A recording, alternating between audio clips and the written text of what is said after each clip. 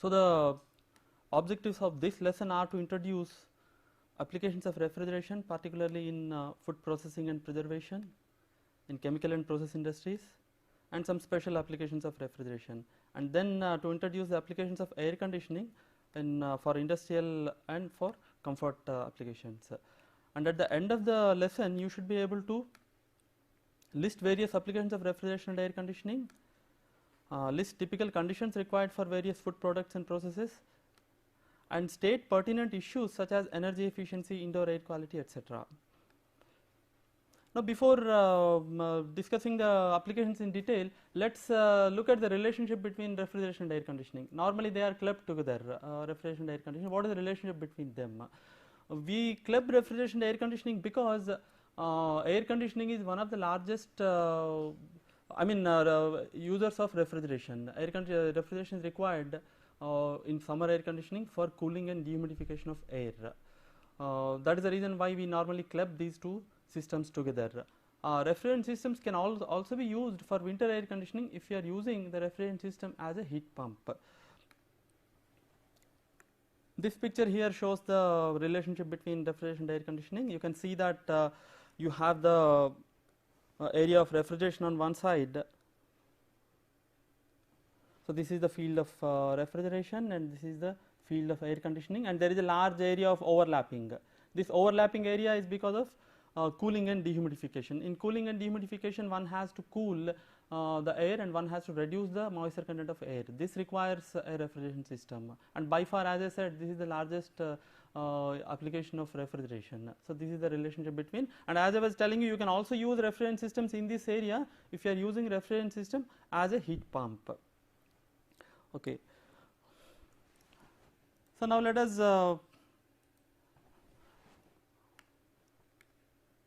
look at applications of refrigeration. Can be grouped into four major areas.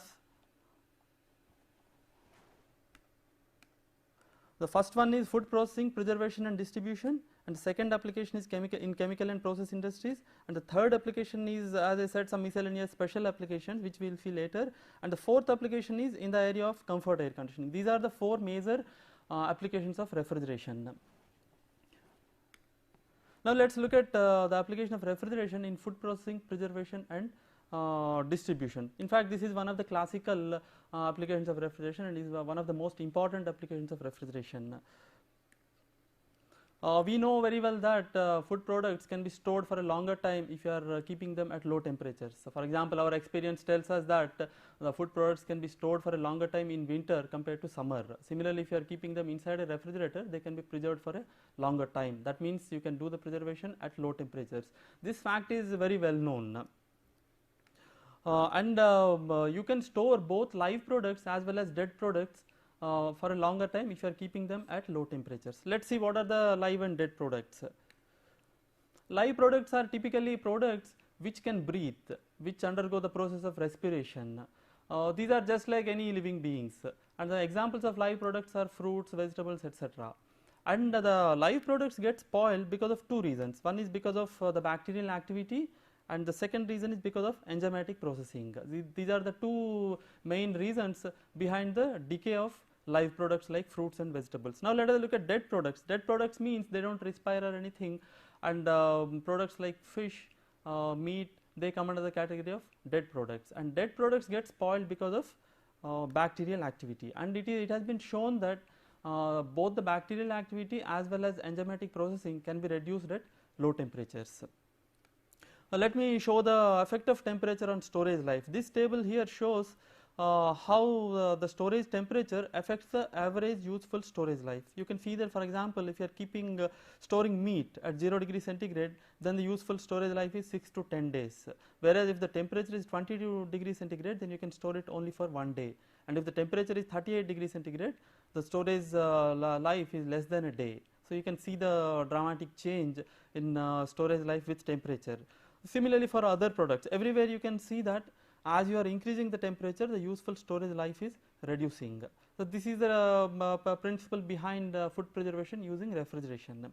One thing you can notice here is that compared to products, normal products, products in dried form can be stored for a much longer time. For example, meat at 0 degree centigrade, it can be stored for 6 to 10 days, but a dry meat can be stored for more than 1000 days. That means you can store meat in the form of a dry meat for more than 3 years.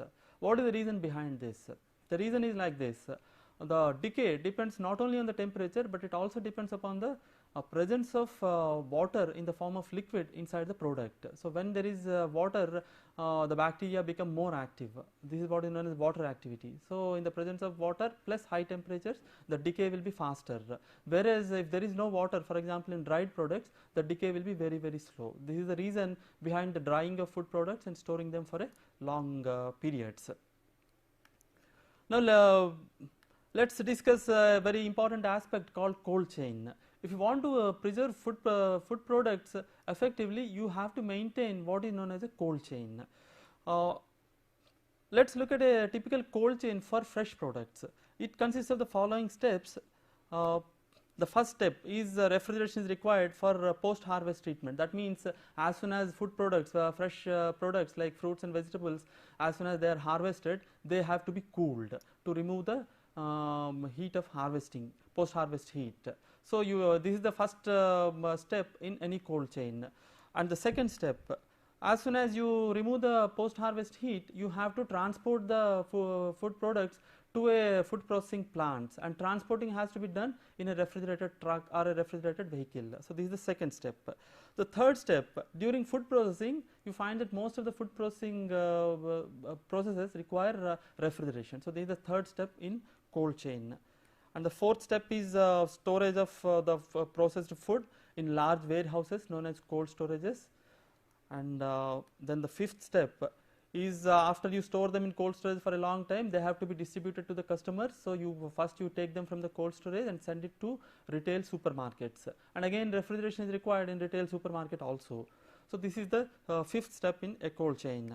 And the last step is when the customer buys the food products from the retail supermarket, he will take them and he will store it in his home domestic refrigerator. So this is the last step in typical cold chain. And you have to remember that refrigeration is required throughout the 6 steps, and even if one step is not proper, then the food preservation will not be effective.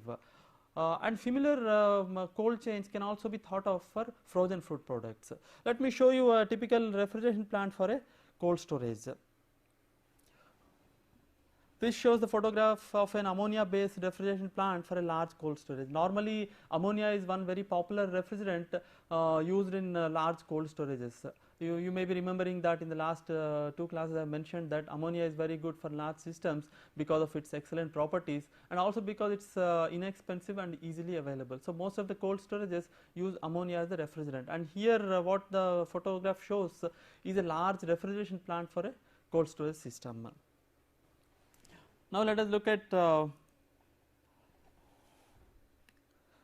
benefits of the cold chain. What are the benefits of a typical cold chain? The cold chain reduces the food spoilage, that is very obvious, and excess crop of fruits or vegetables, you can store them and you can distribute them during the off season, or you can for peak demand, you can store them for peak demand. This is the second advantage of any cold chain, especially for seasonal foods.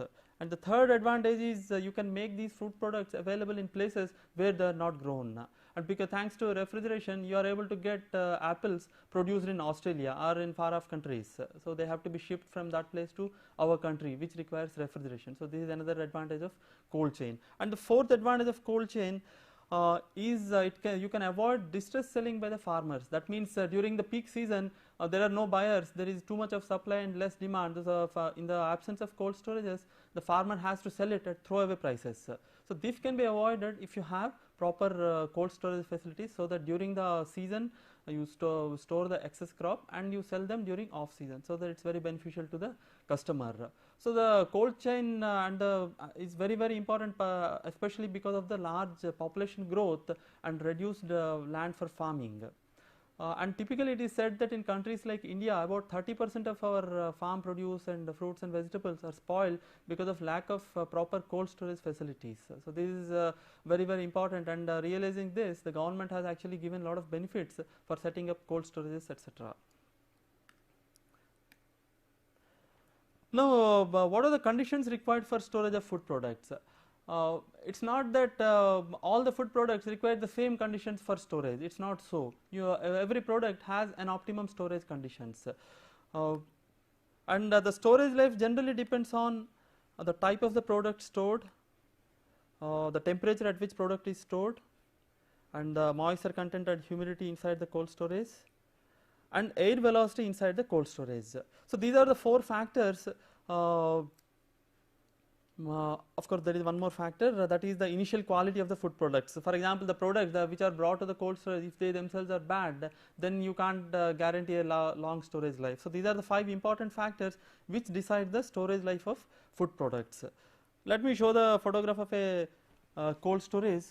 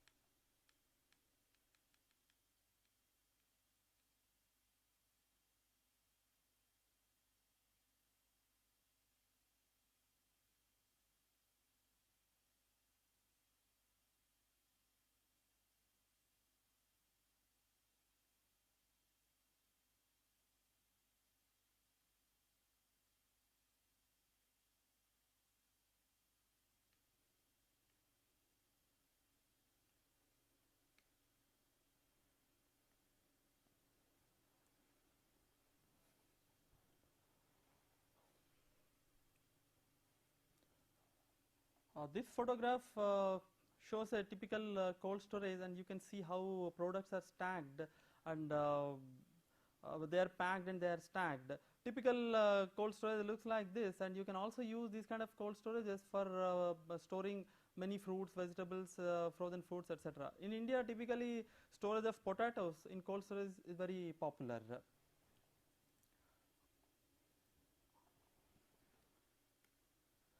This shows the typical recommended storage conditions for fruits and vegetables. Shown here are the food products, the storage temperature at which they have to be stored, and the relative humidity, and the maximum recommended storage time, and the storage time for tropical countries. You can see that the storage temperature in general varies between 0 degree centigrade to 20 degree centigrade. I am talking about the storage of fresh products. That means they are not in frozen condition, but they are in the condition in which they are harvested. And you can see that for most of the products, the required relative humidity is quite high. That means you have to maintain very high relative humidity inside the storage space. This is required because if the relative humidity is low, then food products will lose moisture. That means it will lead to weight loss because of drying. So you have to maintain a high relative humidity. Of course, for products like onions and pumpkin, you really don't require very high relative humidity because they have a thick skin and the moisture loss is very less. And you can also see here that the maximum recommended storage time varies anywhere between few days to a few months depending upon the type of the product. And you can also notice that the storage time in general is less in tropical countries compared to cold countries. Now let us look at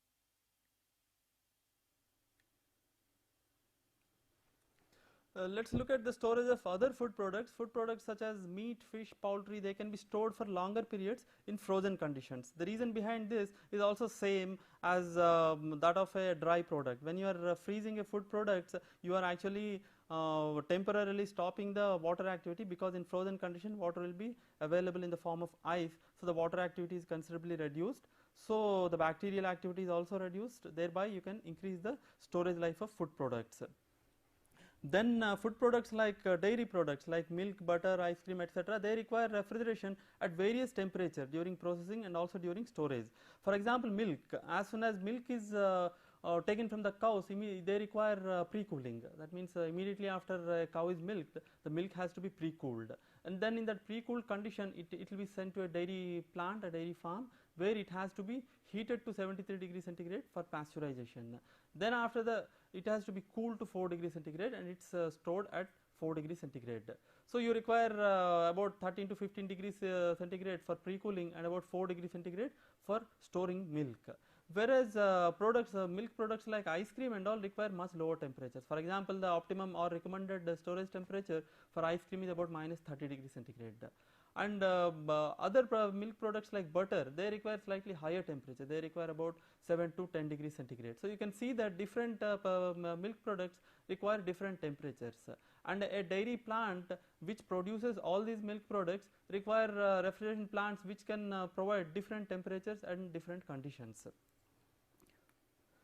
And refrigeration is also required in breweries and all, and also for processing and storage of cold drinks, for fruit juices, for wine, beer, etc. And drinks like wine, beer, etc., refrigeration is required because they involve a process of fermentation, and fermentation is an exothermic process. So heat is released during the making of wine or beer, so that heat has got to be taken out. That's the reason why we require refrigeration in the breweries. Let's look at frozen food storage. As I mentioned earlier, frozen foods can be stored for a longer time compared to fresh foods. This is because of the reduced bacterial activity. And normally freezing should be done rapidly to reduce the ice crystal growth. This is very, very important. That means not only the final temperature is important, but also the rate at which the food products are frozen. You have to rapidly freeze the food products so that the ice crystal growth can be minimized. Now what happens if you freeze it slowly? If you freeze it slowly, the ice crystals inside the food products, they become bigger and they damage the cellular structure of the food products. So to avoid this, we have to freeze food products very fast. So typically any food freezing equipment must provide large refrigeration capacity, so that the moment you bring the products, they can be frozen fast. So let me show some of the, let me name some of the freezers used in industries for freezing food products. We have what is known as blast freezers using a blast freezing technique, and we have contact freezers, we have immersion freezers, and also known as another one is what is known as individual quick freezing. These are the techniques employed in industries for freezing of food products. Normally, as I was mentioning, you require large refrigeration capacities, as the process has got to be rapid, and sometimes instead of using a refrigeration system, liquid nitrogen or solid carbon dioxide is used for rapid freezing of food products. This is also quite effective. And there is another process of food preservation known as freeze drying.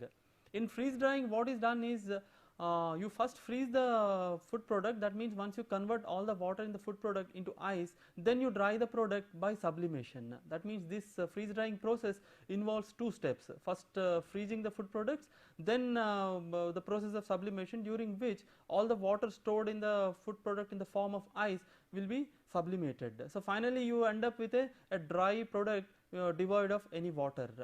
So this is a technique used for producing products like instant coffee, milk powder, etc. And this is very effective technique because the quality of the product will be generally good compared to normal freezing or normal drying. And since this is a costly process, this process is generally used for special applications such as in space or military applications, where weight is a very important factor. So what is done is food products are freeze dried So you have a very light food product, and which can be stored for a longer time, and when the user wants to consume it, all he has to do is he has to add water to the product and then he can consume it. So this is a very popular technique for this kind of special applications.